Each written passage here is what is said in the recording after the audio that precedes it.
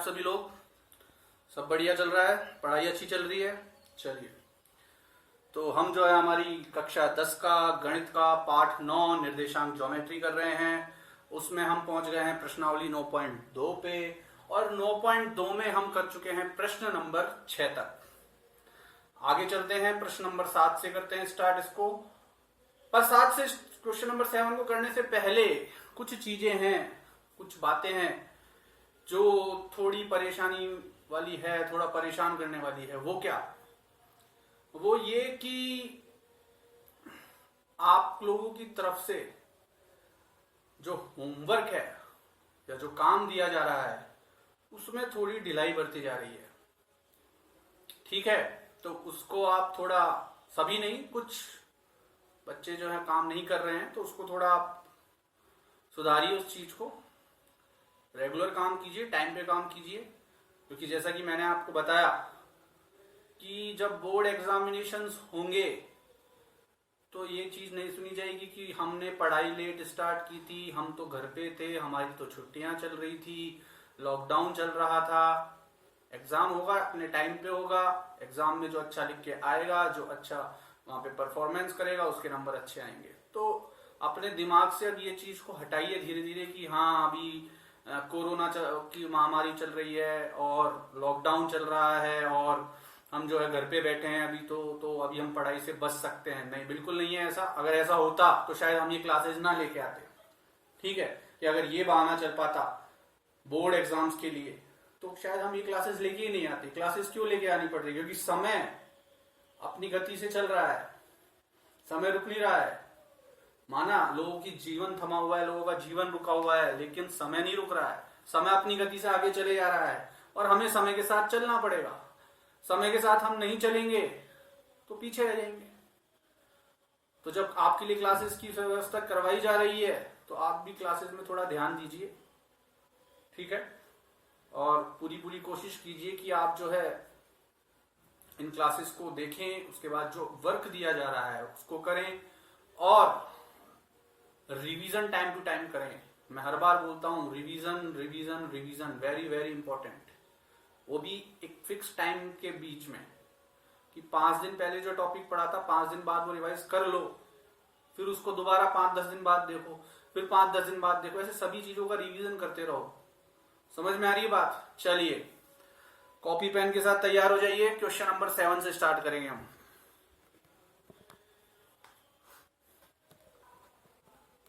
चलिए students, question क्या कह रहा है हमें? बिंदु 15,5 व 9,20 को मिलाने वाले रेखाखंड को बिंदु 11,15 किस अनुपात में विभाजित करता है? ठीक है, इससे पहले भी हम कुछ क्वेश्चंस में अनुपात ज्ञात कर चुके हैं। बड़ा इजी सा क्वेश्चन है, डायरेक्ट फॉर्मूला लग रहा है, कोई प्रॉब्लम नहीं है। पर एक बार इस क्वेश्चन को हम देख लेते हैं। देखिए, सबसे पहले वही चित्र बनाएंगे क्वेश्चन की मदद से। क्वेश्चन क्या कह रहा है?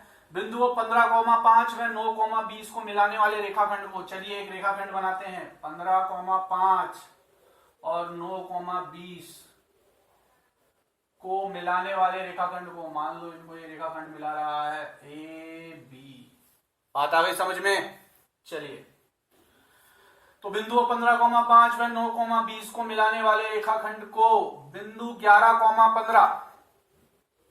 11,15 किस अनुपात में विभाजित करता है, ये पूछ रहा है आपसे। तो देखो, बिंदु 11,15, अब यहाँ पे मैंने आपको पहले ही बताया था, विभाजन अंतः होगा या बाह्य होगा, ये डिसाइड कैसे करेंगे? जब कुछ नहीं लिखा हुआ है तो अंतः ही मानना है हमें। ठीक है, बाह्य विभाजन नहीं मानना है। तो 11,15 के लिए कुछ नहीं लिखा हुआ है, तो 11,15 हम अंतः विभाजित करता हुआ मानेंगे। मान लो ये बिंदु सी है। ये पूछ रहा है कि ये जो बिंदु 11,15 है, ये इस ए बी को किस अनुपात में बांट रहा है? तो मैं लिख दूंगा कि मान लो कि ये इसको m1 अनुपात m2 में विभाजित कर रहा है। क्योंकि जब हमें अनुपात याद करना होता है तो हम उसे क्या मानते हैं? m1 अनुपात m2। बात आ गई समझ में?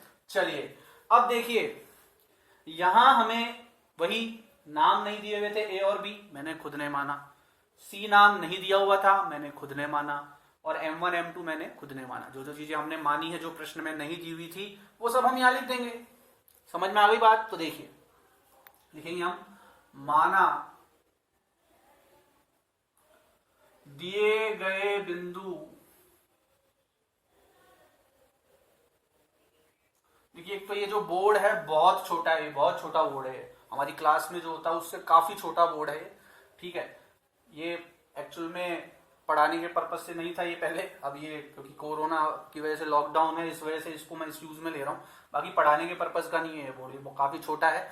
बट चुपचाप बैठे रहना या कुछ नहीं करने से अच्छा है कि जो भी हमारे पास अवेलेबल है उसकी मदद से कुछ ना कुछ करते रहे हम, ठीक है। तो बोर्ड छोटा है तो कई बार ऐसा होता है कि किसी क्वेश्चन को 2 या 3 बार में या 2 बार में करना होता है, तो आप अपना पूरा कंसंट्रेशन, बोर्ड छोटा है, दिमाग आपका छोटा नहीं है, दिमाग काफी बड़ा है आपका, काफी बढ़िया दिमाग है आपके पास, तो शुरू से लेकर लास्ट तक कंसंट्रेट रहा करिए, ठीक है, कहां तक क्या हुआ है। और फिर नेक्स्ट पार्ट जब मैं करता हूं क्वेश्चन का उसके ऊपर पूरा ध्यान रखा करिए, साथ में अपनी कॉपी पे भी ध्यान रखा करिए कि पहले हमने क्या किया था, ठीक है। थोड़ा बोर्ड की साइज की वजह से प्रॉब्लम आ रही है कि एक क्वेश्चन को हम पूरा एक बार में नहीं कर पाते हैं, बट ये सब छोटी मोटी चीजें हैं जो हमारे को आगे बढ़ने में रोक नहीं सकती है। हमें हमारा कोर्स कवर करना है, समय पे करना है, उसका समय पे रिवीजन करना है और अच्छे नंबर बोर्ड में लाने हैं, ठीक है। चलिए, तो माना दिए गए बिंदु क्या क्या है, A 15,5 व B 9,20 है, ठीक है। माना दिए गए बिंदु, क्रमशः लिखना चाहे लिख दें, तो डायरेक्ट लिख दें, ठीक है। तथा C 11,15 AB को, अच्छा इसमें आप ये भी कर सकते हैं, माना दिए गए बिंदु A B और C के लिए भी यही लिख दो, वह C, क्योंकि C का अभी तो नाम आपने माना है ना, वह C 11,15 है, ठीक है। C का नाम भी तो, ये जो बिंदु है 11,15 इसका नाम C आपने तो माना है, तो वह C भी यही लिख दीजिए। तथा साथ में और क्या मान रहे हैं हम कि C जो है वह AB को M1 अनुपात M2 में विभाजित करता है।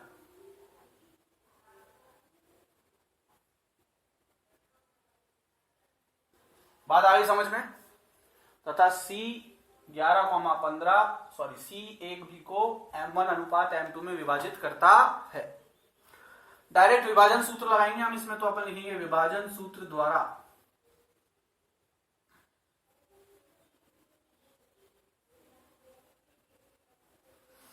क्या होता है, x, y बराबर M1 x2 plus M2 x1 बटे M1 plus M2 M1 y2 plus M2 y1 बटे M1 प्लस M2। मैं उम्मीद करता हूं आवाज की कोई समस्या नहीं हो रही होगी, और अगर आवाज की प्रॉब्लम आती है तो आप लोग हेडफोन का प्रयोग कर सकते हैं, ठीक है, उसमें कोई समस्या नहीं आती आवाज की। चलिए, x, y कौन सा बिंदु होता है जो विभाजित करता है, कौन विभाजित कर रहा है यहाँ पे 11,15, तो 11,15, ठीक है। ये कौन सा बिंदु के निर्देशांक होते हैं, हम विभाजन सूत्र से कौन से बिंदु के निर्देशांक ज्ञात करते हैं, हम विभाजन सूत्र से उस बिंदु के निर्देशांक ज्ञात करते हैं जो विभाजित करता है। तो ये बिंदु कौन सा होता है जो विभाजित कर रहा है, और यहाँ विभाजित कौन कर रहा है 11,15, इसलिए x, y की जगह क्या आएगा 11,15। चलिए, बराबर M1 कितना है, M1 है। हमारी सुविधा के लिए हम इसको वही x1 y1 और x2 y2 मान लेते हैं, सवाल खत्म होने के बाद इनको मिटा देंगे, ठीक है। बोर्ड में भी आप जब करें, चित्र बनाएं, तो ये चीजें लिख लीजिएगा, x1 y1 x2 y2 M1 M2 दिया हुआ है तो वो लिख लो पेंसिल से छोटा छोटा। जब हमारा क्वेश्चन हो जाए तो उसे इरेज कर दीजिए, लास्ट में पेंसिल से तो लिख रहे हैं तो ये जो लिखा है ये इसको इरेज कर दीजिए, तो हमें यह कंफ्यूजन नहीं होता है, इजीली हमारा क्वेश्चन हो जाता है। चलिए, M1 x2 कितना है 9 प्लस M2 कितना है M2 भाई, इंटू x1 कितना है 15 बटे M1 प्लस M2, क्योंकि M1 M2 का तो मान हमें पता ही नहीं है, ये तो हमें ज्ञात ही करना है। फिर M1, चलिए M1 की जगह M1 इंटू y2 की जगह 20 प्लस M2 की जगह M2 इंटू y1 की जगह 5 बटे M1 प्लस M2,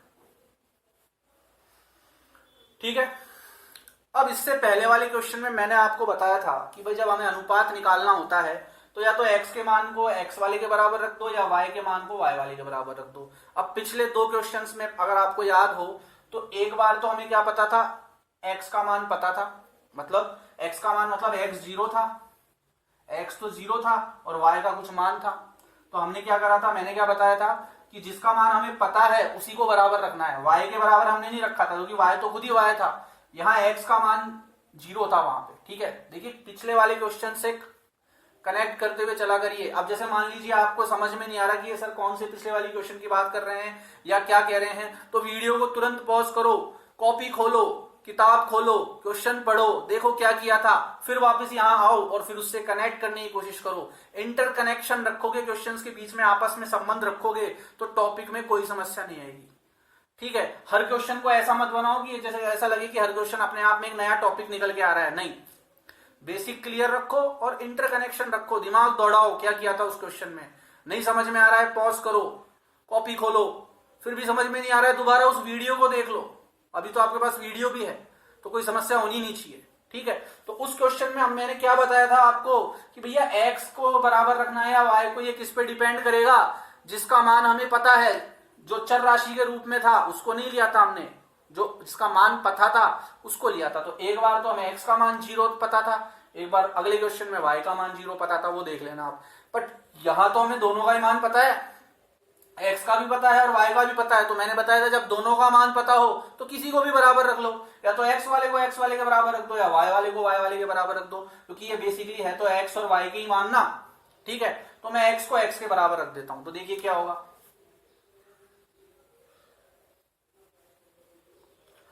11 बराबर x को x के बराबर रख रहा हूं, तो 9 को m1 से गुणा करेंगे तो 9m1 प्लस 15 को m2 से करेंगे तो 15m2 बटे m1 प्लस m2। हमने क्या किया, x के मान को x के बराबर रख दिया, क्योंकि मुझे क्या याद करना है, m1 अनुपात m2। मैंने बताया था उस दिन आपको m1 अनुपात m2 का मतलब क्या है, पहले हम m1 बटे m2 याद कर लेंगे। अनुपात का चिन्ह हटता है तो बटे का चिन्ह आ जाता है, तो ये बटे के में ज्ञात हो जाएगा तो अनुपात भी ज्ञात हो जाएगा, तो इसको बटे के रूप में ज्ञात करना है। कैसे करेंगे देखिए। अब क्या हुआ था, वहां तो क्या हुआ था, यहाँ 0 था तो ये 0 बन गया था, बट अब ऐसा नहीं होगा। देखिए ये भाग में है दोनों, इधर 11 से गुणा होंगे, 11m1 से गुणा होगा तो 11m1 प्लस 11m2 से गुणा होगा तो 11m2 बराबर 9m1 प्लस 15m2। फिर क्या करते हैं, m1 वाले एक तरफ, m2 वाले दूसरी तरफ। तो चलिए m1 वाले कौन कौन से हैं, 11m1 प्लस का 9m1 इधर आके माइनस का 9m1 बराबर 15m2 प्लस का 11m2 उधर जाके माइनस का 11m2। ठीक है, 11 में से 9 जाएगा तो 2m1 बराबर 15 में से 11 जाएगा तो 4m2। अब क्या करेंगे, अब m1 बटे m2 का मान ज्ञात करना है, तो ये m2 गुणा में इधर भाग में ले आओ और 2 गुणा में उधर ले जाओ। इधर सिर्फ m1 बटे m2, उधर जो संख्या है बच रही है, तो ये m1 बटे m2 इधर आ गया, 2 गुणा में इधर आके भाग में आ गया, 2 दूनी 4, 2 एकम 2। जब मैं आपको इसका बेसिक समझा रहा था तब मैंने बताया था आपको कि अनुपात जो है वो बिल्कुल जो उसका सरल रूप है कटकटा के जो आता है उसमें लिखना चाहिए हमेशा। तो m1 अनुपात m2 कितना आएगा, 2:1 आ गया। ठीक है, एक लास्ट में लाइन जरूर, जो एंडिंग लाइन होती है जो मैंने बता रखा है वो जरूर लिखेंगे। अतः C AB को किसमें, 2:1 में विभाजित करता है। ठीक है, अतः C AB को 2:1 में विभाजित करता है। चलिए नोट कर लीजिए इसको पॉज करके, फिर नेक्स्ट क्वेश्चन देखते हैं। चलिए स्टूडेंट्स अगला क्वेश्चन देखते हैं हम। देखिए अगला क्वेश्चन क्या कह रहा है, यदि बिंदु P3,5 बिंदुओं A-2,3 व B को मिलाने वाले रेखाखंड को 4:7 के अनुपात में अंतः विभाजित करता है तो B के निर्देशांक ज्ञात करें। देखिए वैसे तो मैंने आपको पीडीएफ अवेलेबल करवा दी है क्वेश्चंस के लिए, जो बुक की जो एक्सरसाइज 9 चैप्टर 9 की जो पीडीएफ है वो आप सभी को मिल गई है, तो क्वेश्चन आप उसमें से देख सकते हैं।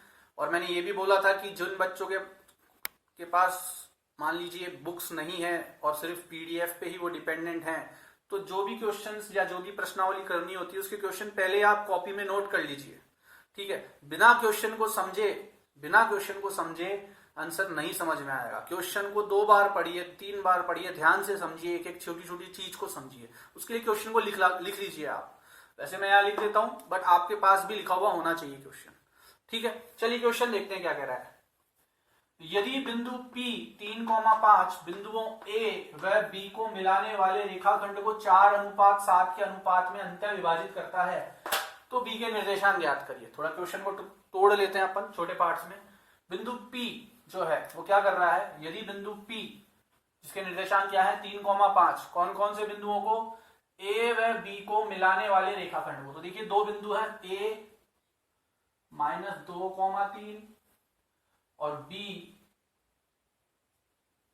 और खास बात यह है कि इस बार हमें B के निर्देशांक दिए ही नहीं, जो दूसरा बिंदु है उसके निर्देशांक दिए ही नहीं है हमें, क्योंकि वो तो हमें ज्ञात करने हैं। बिंदु A व B को मिलाने वाले रेखाखंड को, ये देखिए A व B को मिलाने वाले रेखाखंड को 4:7 के अनुपात में विभाजित करता है। कौन, बिंदु P। तो मान लो इस पे रेखा एक बिंदु है P जिसके निर्देशांक हैं 3,5 और यह AB को किस अनुपात में बांट रहा है, 4:7 में, ठीक है। आपको क्या ज्ञात करने हैं, B के निर्देशांक ज्ञात करने हैं। क्या ज्ञात करने हैं, B के निर्देशांक। समझ में आ गई बात। इस B के निर्देशांक ज्ञात करने हैं आपको। मान लो B के निर्देशांक A, B मान लेता हूं मैं, ठीक है, या A, B नहीं मानना चाहो, देखो कुछ चीजें हैं वो हमें ध्यान रखनी है। जैसे आप X, Y मानना चाहते हो इसको, तो मत मानना, मान सकते हैं पर गलत हो जाएगा। क्यों, क्योंकि हम विभाजन सूत्र में विभाजन करने वाले बिंदु को भी X, Y मानते हैं, ठीक है। तो या तो आप क्या कर सकते हो, आप इसको X1, Y1 मानते हो तो इसको क्या मान लो, खुद को ही X2, Y2। नाम कुछ भी दे सकते हैं, नाम में कोई समस्या नहीं है, यहां तो हम खुद मान रहे हैं कि हम इसके निर्देशांक ये हैं। या A, B मान लो, या C, D मान लो, कुछ भी मान लो। चलिए तो मैं ऐसा करता हूं C, D मान लेता हूं, ठीक है। नाम कुछ भी मान सकते हैं, बिंदु के निर्देशांक कुछ भी दे सकते हैं अपन। तो आपको क्या याद करना है, B के निर्देशांक। B के निर्देशांक क्या मान लिए मैंने, C और D, C, D, ठीक है। क्वेश्चन को एक बार दोबारा से फिर से मैं समराइज कर देता हूं। A और B 2 बिंदु हैं, इनको मिलाने वाले रेखाखंड को बिंदु P जिसके निर्देशांक 3,5 हैं 4:7 में विभाजित करता है। अब मैंने आपको क्या बताया कि आपको क्या याद करना है कि B के निर्देशांक याद करना है आपको। B के निर्देशांक मैंने क्या मान लिए, C, D, मतलब मुझे यहां C और D 2 मान याद करने हैं। अगर C और D का मान ज्ञात कर लूंगा तो B के निर्देशांक ज्ञात हो जाएंगे, और B के निर्देशांक की तो ज्ञात करने हैं मुझे, ठीक है। तो मुझे बेसिकली यहां क्या करना है, C और D का मान ज्ञात करना है। अब बात क्या आती है मेन, कि C और D दोनों चीज ज्ञात करनी है। मतलब हमारे पास यहां कितनी चर राशियां हो गई, 2 चर राशियां हो गई। कितनी चर राशियां हो गई, 2, ठीक है। यहां 2 चीजें गायब हैं, 2 चीजें ज्ञात करनी है, तो जो जिस चीज को हमें ज्ञात करना होता है उसको हम चर राशि मान लेते हैं। क्या मानी मैंने, C और D। तो यहाँ 2 चर राशियां हैं, तो समीकरण भी कितने बनेंगे, 2 चर वाले रैखिक समीकरण बनेंगे यहां। चलिए सबसे पहले तो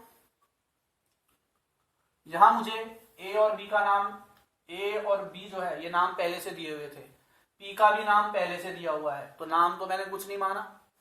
सिर्फ मैंने क्या माना कि जो B के निर्देशांक है वो क्या है, C, D। तो उसी के लिए लिखूंगा मैं, माना बिंदु B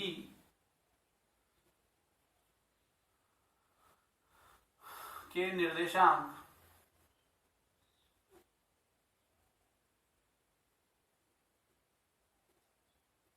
C, D है, ठीक है, या C व D है ऐसे लिख लीजिए, या C, D लिख लीजिए, कुछ भी लिख लीजिए, ठीक है। चलिए जहां विभाजन की बात आती है, जहां अनुपातों की बात आती है, एक चीज तो हमें पता है कि भाई लगेगा तो विभाजन सूत्र ही। तो लिखते हैं विभाजन सूत्र। विभाजन सूत्र द्वारा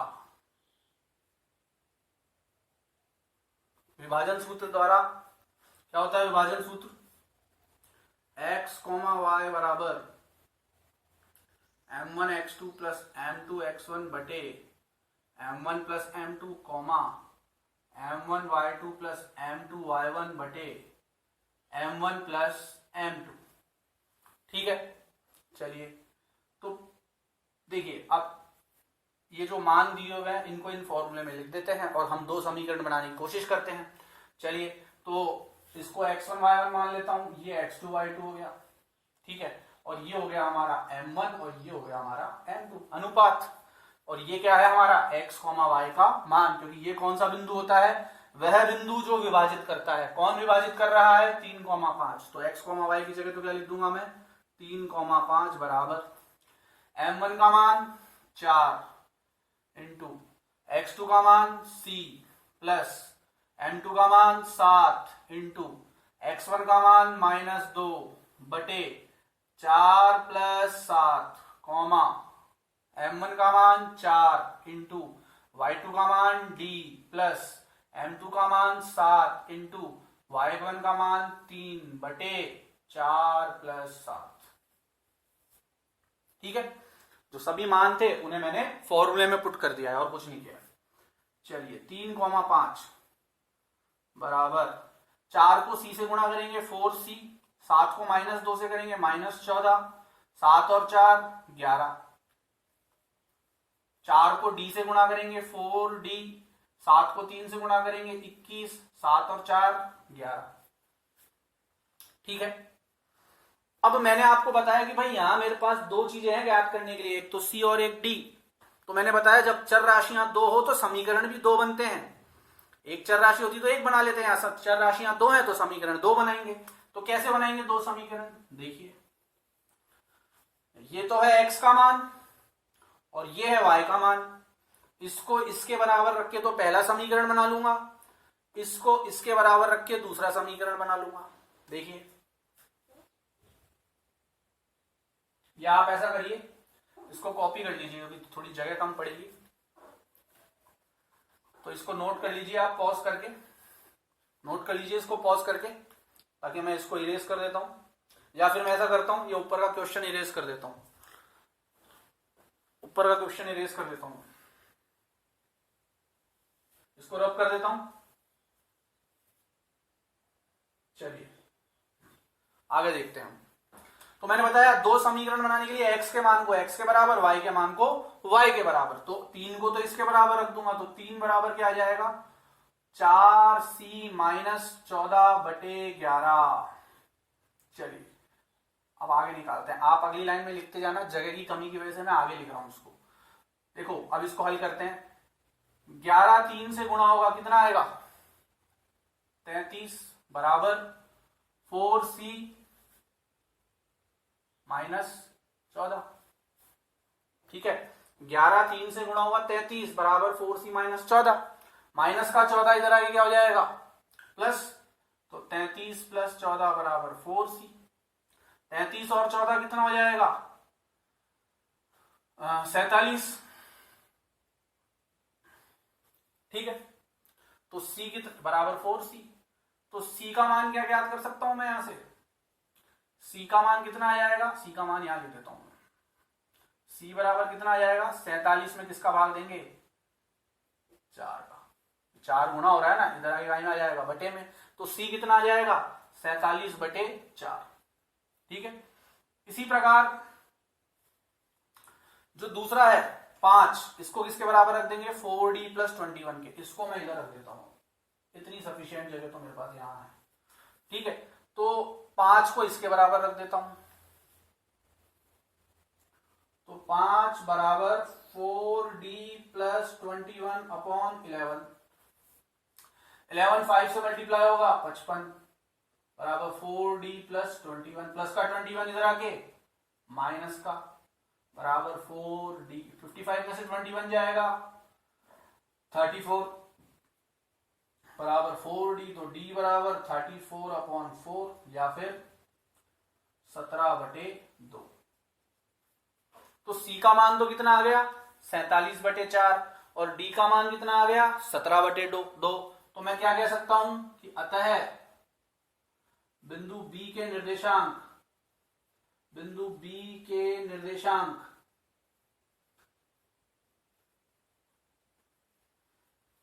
देखिए B के निर्देशांक क्या माने थे मैंने, C कॉमा D। C का मान 47/4, तो 47/4 कॉमा D का मान 17/2, 17/2 है। आ गई बात समझ में। अतः बिंदु B के निर्देशांक, मैं उम्मीद करता हूं कैमरे में आपको क्लियर नजर आ रहा होगा, ठीक है। अतः बिंदु B के निर्देशांक 47/4 कॉमा 17/2 है, ठीक है। अच्छा, विजिबिलिटी में कोई प्रॉब्लम है, कैमरे की वजह से कोई प्रॉब्लम है, या अभी भी आवाज की प्रॉब्लम है? आवाज की प्रॉब्लम को दूर करने के लिए ही मैंने कैमरे को काफी पास में रखना शुरू कर दिया है, जूम इन करना शुरू कर दिया, ताकि सिर्फ आपको ब्लैक बोर्ड दिखाई दे और कैमरा जितना पास रहेगा मैं उतनी ज्यादा क्लियर आपको आवाज आ पाएगी, ठीक है। फिर भी कोई प्रॉब्लम है तो कमेंट करके बता देना आप लोग, या फिर ग्रुप में बता दीजिएगा मेरे को। बिंदु B के निर्देशांक आ गए 47/4 कॉमा 17/2, यही हमें याद करना था। पॉज करिए और नोट कर लीजिए इसको। देखिए स्टूडेंट्स, अब जो हमारा अगला क्वेश्चन है वो है बिंदुओं 11,9 व 1,2 को मिलाने वाली रेखा को समत्रिभाजित करने वाले बिंदुओं के निर्देशांक ज्ञात कीजिए। ये दो बिंदु हैं 11,9 और 1,2, इनको मिलाने वाली रेखा है एक। मान लीजिए एक बिंदु है, ये पहला बिंदु जो है, पहला बिंदु जो है A, इसके निर्देशांक है 11,9, और दूसरा जो बिंदु है B, उसके निर्देशांक है 1,2, ठीक है। और इनको मिलाने वाली रेखा को, इनको मिला, अच्छा थोड़ा चित्र में बड़ा बना देता हूं, यहां सम त्रिभाजित हो रहा है तो चित्र को थोड़ा बड़ा बना देते हैं अपन। A 11,9 और B 1,2, और इनको मिलाने वाली रेखा को समत्रिभाजित। अब ये जो शब्द है समत्रिभाजित, इसका क्या मतलब है? समत्रिभाजित का मतलब होता है सम मतलब समान, त्रि मतलब 3, भाजित मतलब भागों में बांटने वाला, ठीक है। तो समत्रिभाजित समान 3 भागों में बांटने वाला, या समत्रिभाजित मतलब समान 3 भागों में समत्रिभाजित करने वाले बिंदुओं के निर्देशांक ज्ञात करने हैं आपको, ठीक है। क्वेश्चन दोबारा समझिए। बिंदुओं 11,9 व 1,2 को मिलाने वाली रेखा को समत्रिभाजित समान 3 भागों में। अब देखिए, मान लो एक रेखा है, जो मैंने आपको इंट्रोडक्टरी जो इसका पार्ट बताया था, परिचय जो दिया था 9.2 का, उसमें ही मैंने आपको बताया था। मान लीजिए एक रेखा है 9 सेंटीमीटर की। अब भाई इसके समान 3 भाग कितने, क्या क्या हो सकते हैं? एक बिंदु यहां ले लूं, एक बिंदु यहां ले लूं, तो तो 3-3 सेंटीमीटर के 3 भाग जो होंगे वो ये समान 3 भाग हो जाएंगे। इसको समान 3 भागों में बांटने के लिए कितने बिंदुओं की आवश्यकता पड़ी मुझे? इन 2 बिंदुओं की। कितने बिंदुओं की आवश्यकता पड़ी? 2 बिंदुओं की आवश्यकता पड़ी। इसीलिए इसने क्या बोला है? समत्रिभाजित करने वाले बिंदु नहीं बोला, बिंदुओं बोला है इसने। बिंदु बोलता तो मतलब एक बिंदु, पर इसे भी पता है कि समत्रिभाजित करेंगे तो एक से ज्यादा बिंदु चाहिए, इसलिए इसने क्या बोला है? समत्रिभाजित करने वाले बिंदुओं के निर्देशांक ज्ञात करने हैं आपको, ठीक है। समत्रिभाजित करने वाले बिंदुओं, एक से अधिक बिंदु चाहिए। कितने बिंदु चाहिए? समान 3 भागों में बांटने के लिए 2 बिंदु चाहिए, और आपको इन दोनों के निर्देशांक ज्ञात करने हैं। अब तक तो आप एक ही बिंदु का निर्देशांक ज्ञात करते आए हैं, जो एक बिंदु बांटता था। अब कितने बिंदु आ गए? 2 आ गए। तो देखो, मान लो एक बिंदु ये है, एक बिंदु ये है, इसका निर्देशांक है C, इसका नाम है C, इसका नाम ले लिया मैंने D, ठीक है। अब A व B को मिलाने वाली रेखा को समत्रिभाजित, अब देखो ये पहला भाग, ये दूसरा भाग, ये तीसरा भाग, तो मैं ये मान लेता हूं कि C और D जो है वो A और B को मिलाने वाली रेखा को समत्रिभाजित कर रहे हैं। मुझे क्या ज्ञात करने हैं? वाले बिंदुओं के निर्देशांक ज्ञात करने हैं। इसका निर्देशांक ज्ञात करना है मेरे को। इसका निर्देशांक मैं मान लेता हूं P, Q, और इसका निर्देशांक भी ज्ञात करना है। इसका निर्देशांक मैं मान लेता हूं R, S, ठीक है। इसका निर्देशांक P, Q, इसका निर्देशांक R, S। सम त्रिभाजित करने वाले बिंदु हैं। तो मेरे को इसका भी याद करना है और इसका भी याद करना है। वैसे देखा जाए तो बहुत ही इजी क्वेश्चन है, बस थोड़ा सा जो यहाँ पे आपको बात जो घुमा रही है या जो आपका ध्यान भटका रही है वो है सम त्रिभाजित वाली बात। तो आपको बस ये पता होना चाहिए कि सम त्रिभाजित का मतलब समान 3 भागों में, उसके अलावा समान 3 भागों में बांटने के लिए कितने बिंदु चाहिए? 2। अभी एक ही बिंदु लगा देता मैं, ये बिंदु नहीं लगाता तो तेरे 2 ही भाग होते। 2 बिंदु लोगे तब समान 3 भाग होंगे ना। तो दोनों बिंदु लेने हैं आपको और इन दोनों बिंदुओं के क्या ज्ञात करने हैं? निर्देशांक ज्ञात करने हैं। ठीक है, तो पहले बिंदु के निर्देशांक मैंने अभी क्या मान लिए? P, Q, और दूसरे बिंदु के निर्देशांक मैंने क्या मान लिए? R, S। मुझे ये दोनों ज्ञात करना है। चलिए अब एक बार के लिए इस बिंदु को भूल जाओ, डी को भूल जाओ थोड़ी देर के लिए कि डी है भी। सी की बात कर लेता हूं मैं पहले। सी के इधर कितने भाग हैं? इस तरफ सी के इधर 1 भाग है और सी के उधर कितने भाग हैं? सी के उधर 1 और 2 भाग है। तो मैं कह सकता हूं सी ए बी को 1:2 में विभाजित कर रहा है। सी किस अनुपात में विभाजित कर रहा है? 1:2 में। चलिए तो पहले मैं सी के निर्देशांक ज्ञात कर लेता हूं डायरेक्ट विभाजन सूत्र से। देखिए कैसे ज्ञात करेंगे। सबसे पहले तो जो जो आपने माना है वो लिख लो आप। क्या क्या माना है? इन बिंदुओं के नाम दिए, माना, दिए गए बिंदु,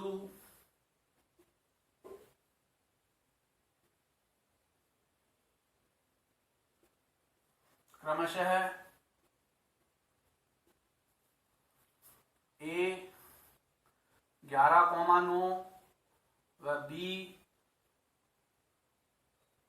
1,2 है। ठीक है, तथा ये भी तो माना ही है हमने, ये तो सब कुछ ही इसमें तो हमने माना है। निर्देशांक भी हमने माने हैं और इनका नाम भी हमने ही माना है। तो ये तो लिखेंगे तथा सी P, Q व D R, S व D कैपिटल लिया मैंने, D R, S A B को क्या करते हैं? सम त्रिभाजित करते हैं। सम त्रिभाजित करते हैं। अरे भाई आगे बात समझ में?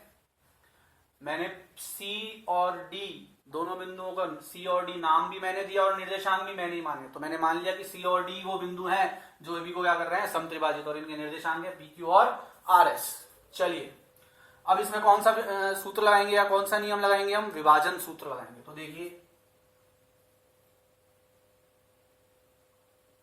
विभाजन सूत्र द्वारा x, y बराबर m1 x2 प्लस, अब ये बार बार में आपके दिमाग में बात नहीं आनी चाहिए कि अंतः विभाजन होगा या बाह्य विभाजन। बता चुका हूं, क्वेश्चन में कुछ नहीं लिखा है तो आपको अंतः विभाजन ही मानना है। ठीक है, तो विभाजन सूत्र ये होता है। चलिए तो पहले मैं सी के निर्देशांक ज्ञात कर लेता हूं, क्योंकि निर्देशांक तो मेरे को दोनों के ज्ञात करने हैं, विभाजित करने वाले बिंदुओं के निर्देशांक। तो पहले सी का कर लूंगा फिर डी का कर लूंगा। ठीक है, तो सबसे पहले तो अपन लिखेंगे बिंदु सी P, Q ए बी को 1:2 में विभाजित करेगा या विभाजित करता है, कुछ भी लिख सकते हैं, विभाजित करता है। ये चीज भी तो हमने निकाली है, ये चीज हम, अरे भाई यही तो मेन दिमाग लगाना था इसमें कि ये इसको 1:2 में, तो वो अनुपात जो ज्ञात किया वो तो हमने हमारे दिमाग से किया ना कि सी के इधर 1 भाग था उधर 2 भाग थे। ठीक है, इधर 1 भाग था उधर 2 भाग थे, तो 1:2 में विभाजित कर रहा है। तो ये चीज में जो हमने दिमाग लगाया, जहां जहां दिमाग लगाया, जो जो चीजें हमने डिस्कवर की उन सबको लिखो यहां, तभी तो एग्जामिनर को कॉपी चेक कर रहा है उसको पता लगेगा कि भैया बच्चे के कंसेप्ट क्लियर हैं। जो आप चीज लिख रहे हो उससे उसको पता लगेगा बच्चे का कंसेप्ट क्लियर है, बच्चे ने रटा नहीं है, बच्चे ने समझ के क्वेश्चन को किया है, घर से रट के नहीं आया है गणित, क्योंकि गणित रटने की चीज नहीं है। वो कैसे पता लगेगा कि जो जो चीजों में आपने दिमाग लगाया वो सब लिख दो आप। ये मत सोचो कि उसको तो पता ही होगा इतना सा, तो ये क्या लिखना, उसको पता होगा 1:2 कहां से आया, मैं 1 और 2 क्यों ले रहा हूं, सब पता होगा। तो भैया उसको तो वैसे तो पूरा उत्तर ही पता है, पूरा हल पता है उसको कि यहां से लेके यहां तक क्या होगा, पर फिर भी हम करते हैं ना, क्योंकि हमको ये नहीं पता लगाना उसको क्या पता है, हमें ये दिखाना है कि हमें क्या क्या आता है, नंबर इस चीज के मिल रहे हैं वहां हमें। तो जो जो चीज आप जिसमें दिमाग लगा रहे हो, जो जो मेन मेन चीज है वो जरूर लिखो वो लाइन, ठीक है, तभी तो आप बता पाओगे कि भैया मुझे ये आता है, ठीक है। ये मत सोचा करो उसको इतना तो पता ही होगा, बोर्ड की कॉपी चेक कर रहा है, मैथ का टीचर है, 10th क्लास की कॉपी चेक कर रहा है, तो बोर्ड वालों ने ऐसी थोड़ी लगा दिया होगा, इतनी नॉलेज तो होगी, तो नॉलेज तो पूरे की है, वहां उसकी नॉलेज टेस्ट नहीं कर रहे हैं हम हमारी नॉलेज बता रहे हैं हमें क्या पता है, ठीक है। तो ये लाइन जरूर लिखिए आप, जो चीज में आप दिमाग लगा रहे हो, जो चीज डिस्कवर कर रहे हो उसको जरूर लिखो, कोई भी क्वेश्चन हो किसी भी पार्ट का हो। तो बिंदु C P comma Q A B को 1:2 में विभाजित करता है। चलिए सी के निर्देशांक याद कर लेते हैं। तो सी पी कॉमा क्यू बराबर, चलिए सी के लिए x1 y1 और m1 m2 के मान देख लेते हैं। देखिए सी इसको विभाजित कर रहा है, कर तो ए बी को ही रहा है, ए बी कौन कौन से बिंदुओं से मिलकर बनी है, 11,9 और 1,2 से, तो ये तो हो गया हमारा x1 y1, क्योंकि जिन बिंदुओं से मिलकर रेखा बनती है उन्हें हम क्या लेते हैं, x1 y1 और x2 y2, पहली बात। अब m1 m2 की बात कर लेते हैं। तो m1 c के लिए, c किस अनुपात में बांट रहा है, 1:2 में, तो c के लिए ये तो m1 हो गया और ये m2 हो गया, ये m1 हो गया और ये m2 हो गया। और x, y क्या होता है, वह बिंदु जो विभाजित कर रहा है, कौन विभाजित कर रहा है, p, q, तो ये x, y हो गया, ठीक है। ये c की बात कर रहे हैं हम, तो चलिए c, p, q, x, y की जगह मैंने क्या लिख दिया, p, q, m1 कितना है 1 इंटू x2 कितना है 1 प्लस m2 कितना है 2 इंटू x1 कितना है 11 बटे m1 plus m2 1 plus 2 comma m1 कितना है 1 इंटू y2 कितना है 2 प्लस m2 कितना है 2 इंटू y1 कितना है 9 बटे 1 प्लस 2। समझ में आ गई बात, फॉर्मूले में मान डाल दिए, बिल्कुल इजी सी चीज है, वहां से माल उठाया और यहां लगा दिया, यही तो किया है। तो m1 मतलब 1, ये m1 लिख देता हूं मैं इसको क्लियर, 1 इंटू x1 मतलब x2 मतलब 1 प्लस m2 मतलब 2 इंटू x1 मतलब 11 बटे m1 प्लस m2, ऐसे ही m1 y2 plus m2 y1 बटे m1 प्लस m2। चलिए तो सी पी कॉमा क्यू कितना आएगा, अब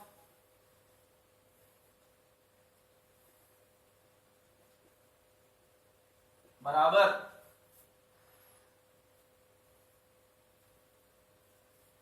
1 इंटू 1 प्लस 2 इंटू 11 22 बटे 2 और 1 3 कॉमा 2 और 1 3 प्लस 9 दूनी 18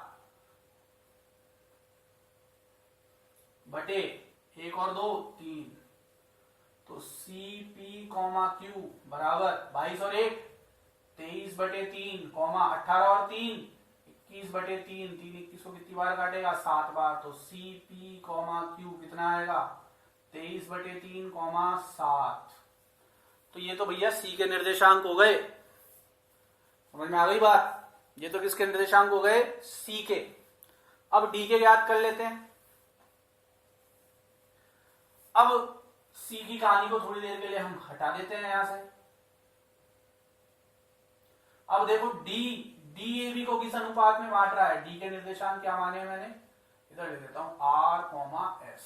डी इसको किस अनुपात में बांट रहा है, तो डी के इधर कितने हिस्से हैं, इस तरफ कितने हिस्से हैं 2 अनुपात, उस तरफ कितने हिस्से हैं 1, तो ये इसको किस अनुपात में बांट रहा है, 2:1 में। किसमें बांट रहा है, 2:1 में। तो आप लिख लेना इसी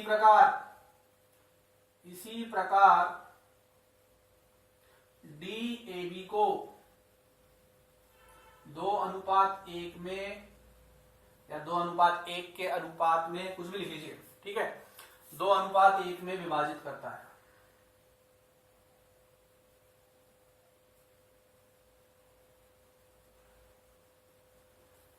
डी ए बी को किस अनुपात में विभाजित कर रहा है?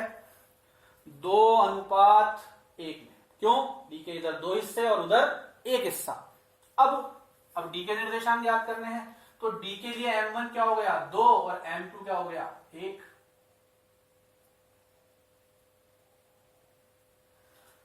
ठीक है, डी के लिए m2 कितना हो गया? m2 कितना हो गया डी के लिए? सॉरी, m1 कितना हो गया? 2 और m2 कितना हो गया? 1, क्योंकि डी 2:1 में विभाजित कर रहा है। अब डी के निर्देशांक याद करने हैं, तो वही अब मैंने लिख दिया इसी प्रकार। इसी प्रकार का मतलब क्या है? ये विभाजन सूत्र वगैरह हमें दोबारा नहीं लिखना है, डायरेक्ट किसका निर्देशांक याद करना है? डी का। तो डी r, s बराबर m1 कितना है भाई? 1। सॉरी, अब तो हम डी की बात कर रहे हैं, ये तो सी के निर्देशांक, सी का अनुपात था। ठीक है, तो m1 कितना है? 2 इंटू, अच्छा x1 y1 x2 y2 तो यही रहेंगे, क्योंकि db कौन सी रेखा को विभाजित कर रहा है? ab को। और ab कौन कौन से बिंदुओं से मिलकर बना है? a 11,9 और b 1,2 से। और जिन बिंदुओं से मिलकर रेखा बनती है उनको हम क्या मानते हैं? पहले बिंदु को x1 y1 और दूसरे बिंदु को x2 y2। तो x1 y1 x2 y2 तो d के लिए भी यही रहेंगे, बस m1 m2 का मान चेंज हो गया। ठीक है, तो m1 x2 कितना है? 1। m1 x2 प्लस m2 कितना है?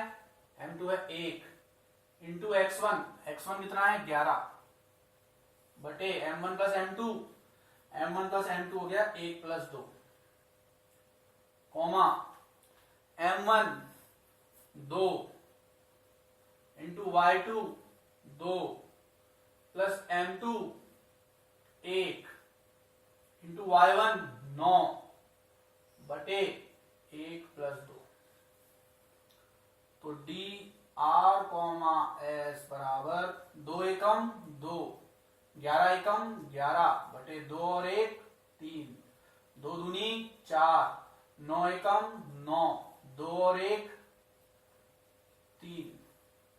तो डी r, s बराबर 11 और 2 13 बटे 3 और 9 और 4 13 बटे 3। ठीक है,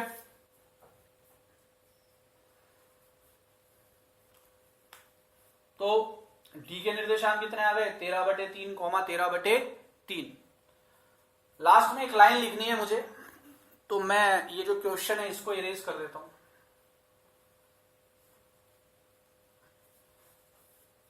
तो बेसिकली इस क्वेश्चन में था क्या? जो पकड़ने वाली चीज थी वो यही थी कि समत्रिभाजित का मतलब समान 3 भागों में कितने बिंदु चाहिए? 2 बिंदु, और ये बिंदु अलग अलग किस अनुपात में बांटेंगे? ये तो 1:2 में और ये 2:1 में। उसके बाद तो डायरेक्ट सूत्र में मान ही तो डालने थे, वो हमने कर दिया। ठीक है, तो मेन चीज जो होती है क्वेश्चन में, देखो हर क्वेश्चन में कोई ना कोई एक ऐसी चीज होती है जो पकड़ने की होती है, अगर वो हमारे पकड़ में आ गई तो फिर हम क्वेश्चन कर सकते हैं। तो जैसे ये किताब है आपके पास या कॉपी में अभी आप लिख रहे हो, किताब नहीं है तो उसके आगे उस मेन चीज को लिख लिया करो आप। ठीक है, कि भाई C 1:2 में, D 2:1 में बांटेगा और C और D के निर्देशांक याद करने हैं।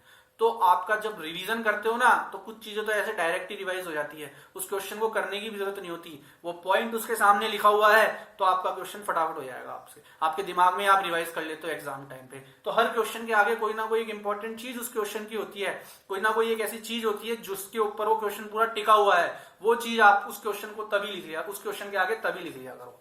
ठीक है, चलिए तो लास्ट में हम लिख देंगे अतः C के निर्देशांक कितने आए थे? 23/3, 7 व D के निर्देशांक कितने आए? 13/3, 13/3, मतलब x का मान भी 13/3 और y का मान भी 13/3। तो अतः C व D AB को समत्रिभाजित करते हैं, समत्रिभाजित करते हैं। ठीक है, ये तो सिंपल लैंग्वेज हो गई। या फिर आप ये भी लिख सकते हैं अतः AB को समत्रिभाजित करने वाले, अतः AB को समत्रिभाजित करने वाले बिंदुओं के निर्देशांक 23/3, 7 व 13/3, 13/3 है। ठीक है, कैसे भी लिख सकते हैं आप, सिंपल लैंग्वेज में लिख सकते हैं कि ए सी व डी ए बी को समत्रिभाजित करते हैं, या जिस फॉर्म में उसने क्वेश्चन पूछा था जैसा सवाल वैसा ही जवाब देना है, तो फिर आप लिख सकते हैं अतः ए बी को समत्रिभाजित करने वाले बिंदुओं के निर्देशांक 23/3, 7 व 13/3, 13/3 है। कुल मिला के बात यह है कि जो एंडिंग वाली लाइन है अतः करके जो हम लिखते हैं, जरूर लिखनी है, हर क्वेश्चन में लिखनी है, ठीक है। और वो लाइन क्वेश्चन में से ही मिल जाती है आपको कि अंत खत्म कैसे करना है क्वेश्चन को, शुरुआत करना और खत्म, क्योंकि जिस चीज की शुरुआत अच्छी है अंत अच्छा है तो वो अच्छी है फिर, ठीक है। सवाल का शुरुआत अच्छी कर दी, अंत अच्छा कर दिया, तो नंबर काटने के चांस आप उसको नहीं मिलते हैं एग्जामिनर को, ठीक है। कॉपी कर लीजिए इसको पॉज करके, और आज के लिए मैं समझता हूं इतना काफी है। फिर हम आगे के क्वेश्चंस देखेंगे, और जैसे ही ये पार्ट खत्म होता है तो कुछ बहुत इंपॉर्टेंट क्वेश्चंस इस पूरे पार्ट के मैं आपको दूंगा, वो आपको करके करने हैं मतलब घर पे, और ग्रुप में पोस्ट करने हैं, या कमेंट बॉक्स में भी आप अपने आंसर्स को कमेंट पोस्ट कर सकते हैं। बस 3 क्वेश्चन इसमें, 2 या 3 क्वेश्चन और बच रहे हैं, उसके बाद में वो इंपॉर्टेंट क्वेश्चंस मैं बनाने लग गया हूं, तो जैसे वो बन जाते हैं, खत्म होते हैं, मैं आपको दे दूंगा इंपॉर्टेंट क्वेश्चंस। इंपॉर्टेंट क्वेश्चंस को जरूर करिएगा। और इंपॉर्टेंट क्या है, जो मैंने आपको एक मोटिवेशनल वीडियो बनाया था, आपके लिए बनाया था एक मोटिवेशनल वीडियो, तो अगर आपने उस वीडियो को देखा है, आप अगर उस वीडियो को कि बोर्ड की तैयारी कैसे करें और क्या पढ़ें, ये इस टाइटल के साथ मैंने एक वीडियो बनाया था, तो बस वही चीज को ध्यान में रखते हुए मैं क्वेश्चंस बना रहा हूं, आप लोगों को उसी पे ध्यान देना है, और पढ़ाई करते रहिए, कोरोना से बच के रहिए, स्वस्थ रहिए। धन्यवाद।